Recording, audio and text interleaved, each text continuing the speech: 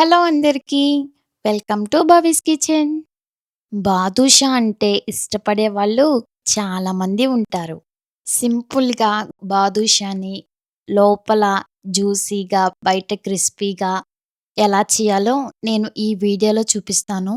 ఒక్కసారి మీరు ఇలా ట్రై చేస్తే మళ్ళీ మళ్ళీ చేసుకుంటారు. ఇంకా ఆలస్యం చేయకుండా రెసిపీని స్టార్ట్ చేసుకుందాం. ముందుగా ఒక బౌల్‌ని తీసుకొని 2 కప్పుల గోధుమ పిండిని వేసుకుందాం.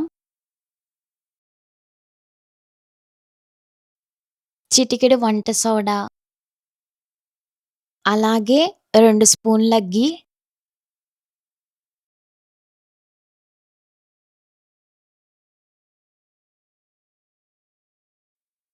ఇప్పుడు మొత్తం బాగా కలిసేలాగా కలుపుకుందాము.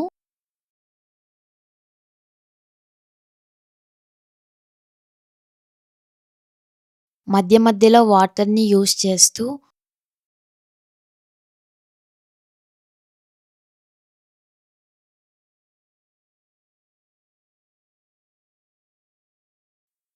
పిండి సెమీ సాఫ్ట్‌గొచ్చేంత వరకు కలుపుకోండి. నేను చూపించిన విధంగా ఇలా కలుపుకోండి. తరువాత ఒక స్పూన్ ఆయిల్‌ని వేసుకొని పిండికి ఆయిల్ బాగా కలిసేలాగా కలుపుకోవాలి. నేనిక్కడ చూపిస్తున్న విధంగా. ఒక 10 నిమిషాలు మూత పెట్టి పక్కన పెట్టుకోండి. తరువాత మూత తీసి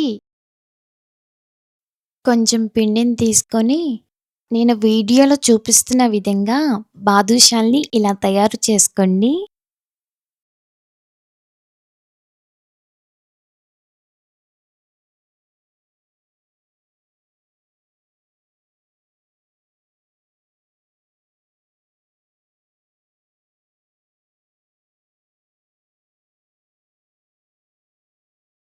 ఇలాగే మొత్తం బాదుషాల్ని తయారు చేసుకొని ఒక ప్లేట్‌లోకి పెట్టుకోండి.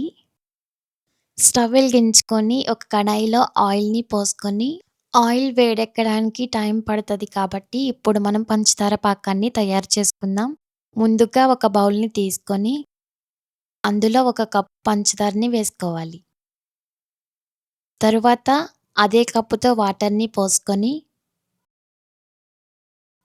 బాగా స్పూన్‌తో తిప్పుకోవాలి.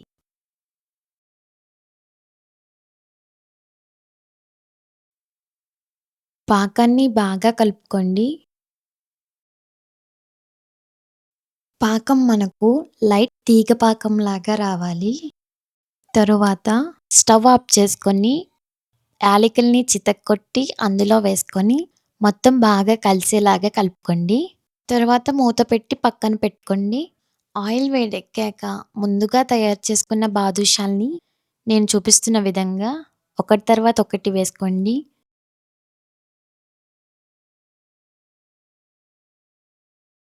5 నిమిషాల తర్వాత రెండో వైపుకు తిప్పుకోండి.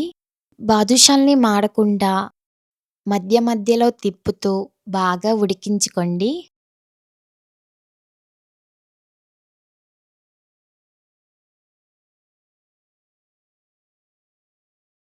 ఇలా అయ్యేంత వరకు వేగనిచ్చి మనం ముందుగా తయారు చేసుకున్న పాకంలో వేసుకోవాలి.